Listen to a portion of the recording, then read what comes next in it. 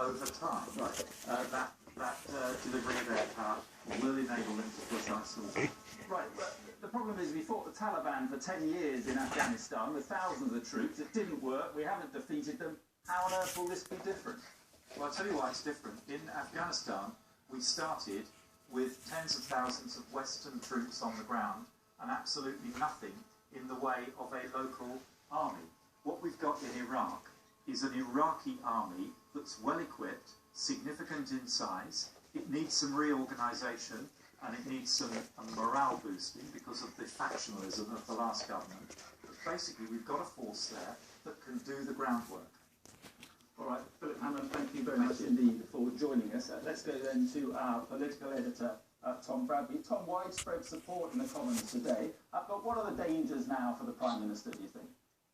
Well, I think as you heard in the Commons there, the danger is that this does prove to be the thin end of the wedge. Our involvement is actually, let's be honest, pretty minimal at this stage, but much as none of us want to think about this, imagine if ISIL does turn out to be reasonably adept at mounting or promoting terrorism across Europe, say. We then get into a kind of pre-invasion of Afghanistan situation where we start to feel that we have to do more on the ground there in order to clear them out. I mean, we just don't know. We're in the law of unintended consequences. I think possibly also at stake here is the whole notion of the value of intervention itself. We did intervene in Iraq in a very serious way. That didn't work out as we expected, and that's being extremely polite. We intervened in Libya, and that hasn't turned out as we expected. We sort of half intervened in Syria, and as you can see, that's turned into a terrible mess. So clearly, the public and MPs today feel that, given what we're seeing with ISIL, there's just no choice but to do this.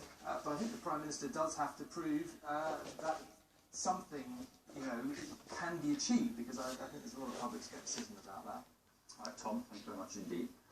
And one other bit of related news tonight, the radical preacher Anjem Chowdhury has been released from custody following his arrest yesterday. The cleric is being held on suspicion of being a member of a banned terrorist group. He claims his arrest was politically motivated. On to the rest of the day's news, and broadcaster David Lee Travis avoided jail today as he received a 3-month suspended sentence for indecently assaulting a woman nearly 20 years ago. The judge described the attack as unprovoked and terrifying, but the DJ left the court indignant, describing his conviction as mortifying and insisting the trial had failed to prove he was a sexual predator. Juliet Bremner was there. Guilty, but not going to prison. David Lee Travis left court today knowing this was the end of the judicial process. Despite his conviction, there was no hint of remorse. Whilst I'm relieved that I've been able to prove that I'm not a sexual predator, I'm mortified and I am really disappointed that I was convicted of one count. And it's of little comfort to me that I was acquitted of so many others. There was no apology either. He seemed to think he was the victim.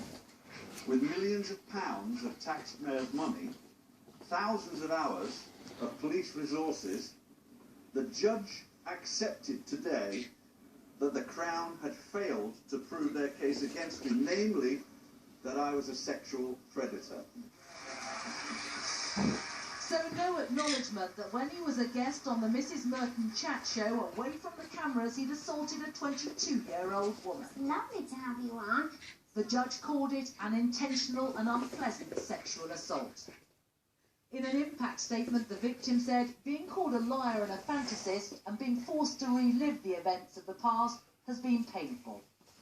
There was a telling moment in court when David Lee Travis stood up in the defendant's enclosure and walked towards a female journalist. She had previously accused him of making unwanted advances to her. He pointed at her and said in an aggressive manner, "I want you to move. You make me feel uncomfortable." I was completely stunned. I thought, this is more maniacal behaviour, just more out of control behaviour.